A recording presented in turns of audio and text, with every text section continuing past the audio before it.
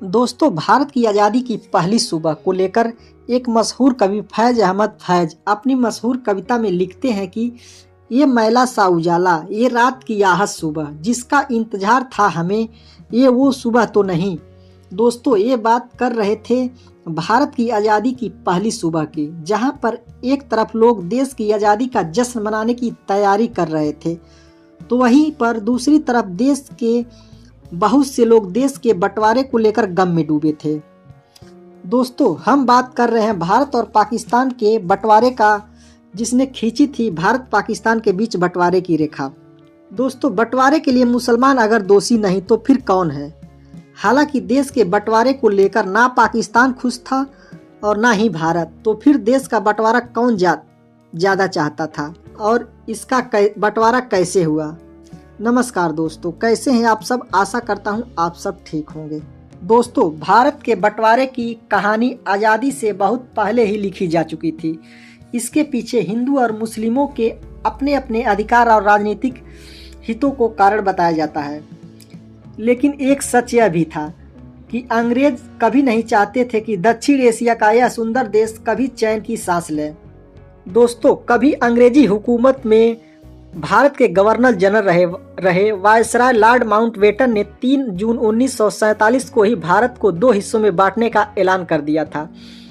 यही नहीं, उन्होंने रियासतों को स्वतंत्र रहने का विकल्प भी दिया, जिसके चलते कश्मीर की समस्या उत्पन्न हुई। माउंटबेटन ने कांग्रेस और मुस्लिम लीग के नेताओं से लंबी चली बात के बाद भारत के विभाजन की घोषणा की थी। मुस्लिम लीग के नेता मोहम्मद अली जिन्ना मुसलमानों के लिए एक अलग देश की मांग कर रहे थे।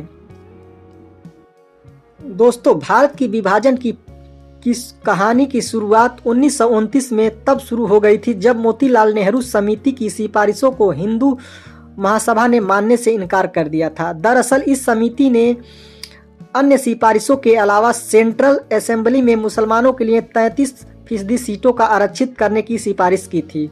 हिंदू महासभा इससे सहमत नहीं थी और मोहम्मद अली जिन्ना मुसलमानों के प्रवक्ता बन गए और कई मुस्लिम नेता थे जो बंटवारे के पक्ष में नहीं थे, जिनका नाम था मौलाना आज़ाद और खान अब्दुल गफ्फार, खान इमारत ए शरिया के मौलाना सज्जाद, मौलाना हफीज उर रहमान, तुफैल अहमद मंगलौरी जैसे बहुत से मुस्लिम नेता थे जिन्होंने मुस्लिम लीग की विभाजनकारी मानसिकता और राजनीति का डटकर विरोध भी किया था।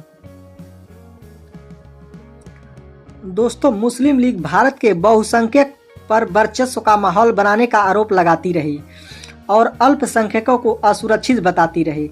इसके पीछे कांग्रेस में शामिल हिंदू समर्थक और हिंदू महासभा के नेताओं द्वारा भारत माता की जय, मातृभाषा और गौ माता को लेकर नारेबाजी को भी कारण बताया गया है।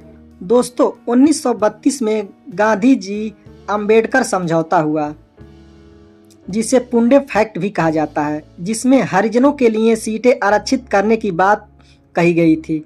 इसकी वजह से सवर्णों के अलावा मुसलमानों की भी बेचैनी बढ़ गई थी। उधर बंगाल में हिंदू मुस्लिमों का संघर्ष बढ़ता गया, जो देश के विभाजन की एक और कारण पैदा करने लगा था। बंगाल में हिंदू मुस्लिम टकराव की नींव तो अंग्रेजों ने पहले ही रख दी थी, जब 1905 में राज्य का विभाजन धर्म के आधार पर किया गया था। दोस्तों, एक इतिहासकार जोया चटर्जी ने लिखे हैं कि पूर्वी बंगाल में फजल उल हक की कृषि प्रजा पार्टी का असर बढ़ा और पूना फैक्ट के बाद हरिजनों के लिए सीटें आरक्षित हुई, जिसका असर यह हुआ कि स्वर्ण हिंदुओं का वर्चस्व घटने लगा। इसकी उन्होंने कल्पना नहीं की थी। इसका नतीजा ये हुआ कि बंगाल के भद्रजन ब्रिटिश विरोध के बदले मुसलमान विरोधी रुख अख्तियार करने लगे। एक अंग्रेज लेखक विलियम गोल्ड ने लिखा है कि उत्तर प्रदेश में कांग्रेस के बड़े नेता पुरुषोत्तम दास टंडन, संपूर्णानंद और गोविंद बल्लभ पंत का झुकाव हिंदूवाद की ओर था, जिसकी वजह से मुसलमान अलग थलग महसूस कर रहे थे। कई इतिहासकारों के मुताबिक 1937 में कांग्रेस के नेतृत्व में जब सरकार बनी तो हिंदू और मुस्लिम दोनों और लोगों सत्ता के बड़े हिस्सों को कब्जाने के लिए सक्रिय हो गए, जिसकी वजह से दोनों संप्रदायों में संबंध कड़वे होते चले गए और 1940 में मुसलमानों का कांग्रेस से मोह भंग हो गया, क्योंकि वे अलग थलग महसूस कर रहे थे। इसका फायदा उठाने में जिन्ना ने कोई कसर नहीं छोड़ी। इन्हीं नाजुक हालत में जिन्ना ने अपनी राजनीति चमकाई और अंग्रेज भी हिंदू मुस्लिम टकराव की आग को हवा देते रहे।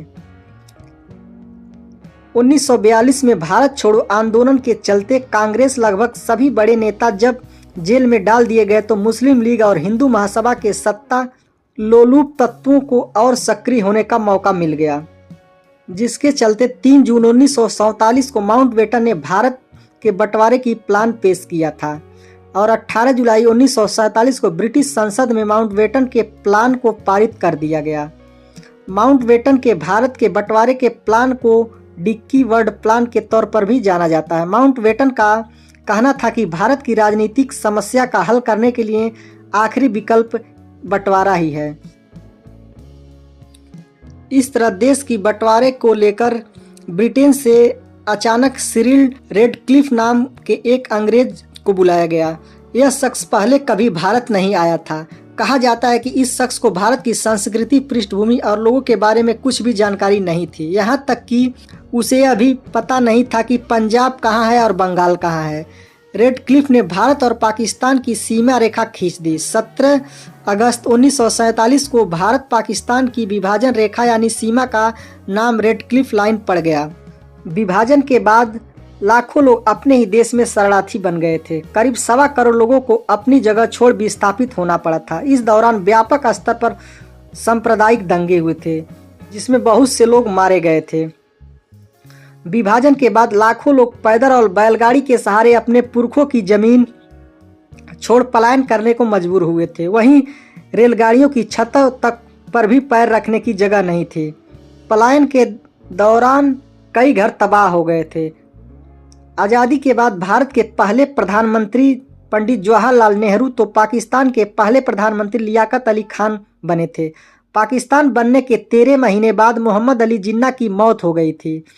पाकिस्तान 14 अगस्त की रात 12 बजे भारत से अलग हो गया था। पाकिस्तान में स्वतंत्रता दिवस भी 14 अगस्त को ही मनाया जाता है, लेकिन हर साल रेडियो पाकिस्तान के जरिए जिन्ना की आवाज़ में पहला बधाई संदेश सुनाया जाता है, जिसमें वो कह रहे होते हैं कि 15 अगस्त की आज़ाद सुबह पूरे राष्ट्र को मुबारक हो।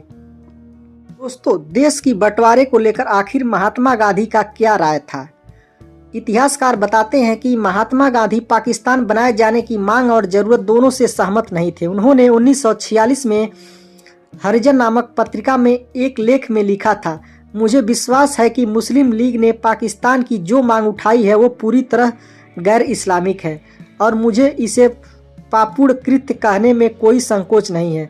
इस्लाम मानवता की एकता और भाईचारे का समर्थक है, न कि मानव परिवार की एकजुटता को तोड़ने का। जो तत्व भारत को एक दूसरे के खून के प्यासे टुकड़ों में बांट देना चाहते हैं वे भारत और इस्लाम के शत्रु हैं। भले ही वो मेरी देह के टुकड़े कर दे, किंतु मुझसे ऐसी बात नहीं मनवा सकते जिसे मैं गलत मानता हूँ। लेकिन गांधी जी के इस स्टैंड के बावजूद भी बहुत से लोग उन्हें आज ही बंटवारे का जिम्मेदार मानते हैं और यह कहा जाता है कि नाथूराम गोडसे ने बापू की हत्या उन्हें बंटवारे का जिम्मेदार मानते हुए ही किया था। दोस्तों, कैसी लगी जानकारी कमेंट बॉक्स में ज़रूर बताएं और जानकारी अच्छी लगी हो तो वीडियो को लाइक और चैनल को सब्सक्राइब भी कर लीजिए। धन्यवाद। जय हिंद।